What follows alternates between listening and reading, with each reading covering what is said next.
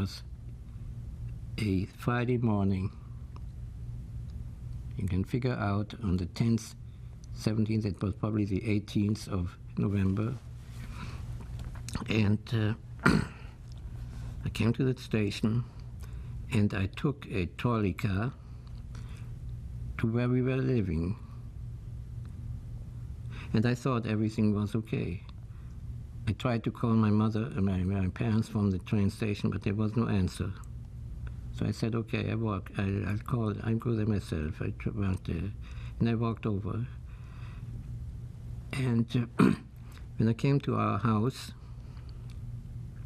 I saw all the windows were barricaded with wood, and the side door had a note there, get the key from the police department. So before I went to the police department, I saw a neighbor of ours on the other side who had a furniture business, and he was a very good friend of ours, a non-Jewish person, because as I told you, we had mostly non-Jewish neighbors. And this man just winked to me with a finger, come in, come in. He was afraid to say anything or stay outside. He did it from the inside the window, and he took me in. And he took me in one of the rooms which was farthest away from the entrance. I think it was a safe, he had a safe, I'm not so sure. And I don't know whether his wife was there or not, because we were also friends with his wife and his children. And then he said to me, I want to tell you what happened on the Kristallnacht. They didn't call it Kristallnacht then, they called it a pogrom. In the middle of the night, these people came, and he mentioned the name of these people, and they are mentioned in what I showed you, the Reichskristallnacht. Yeah? What was the name? Heinrichs was one name, and I don't remember the other name, but it's in my records. And they came the night, and they were standing outside, and they were screaming, they were calling up Joe. My father's name was Joseph. Jossel, they called him, Joe. Open up. And when my father heard this, he fled.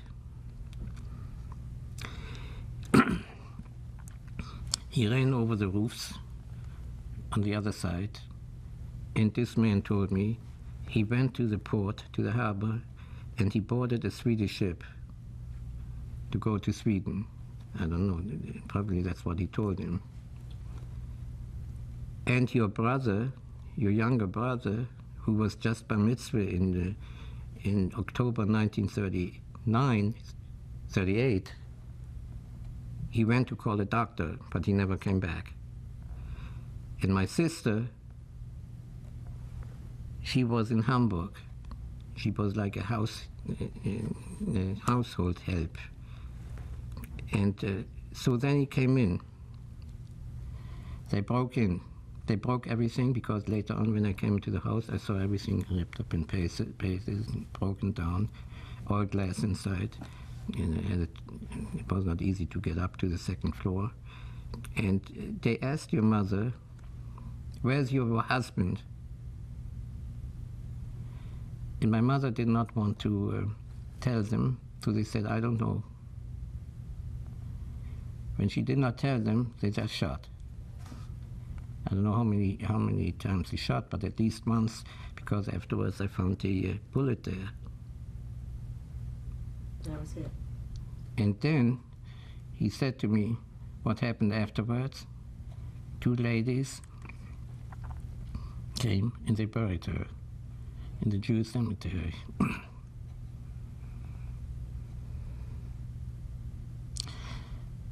And he was afraid to tell me anything. That was all he told me.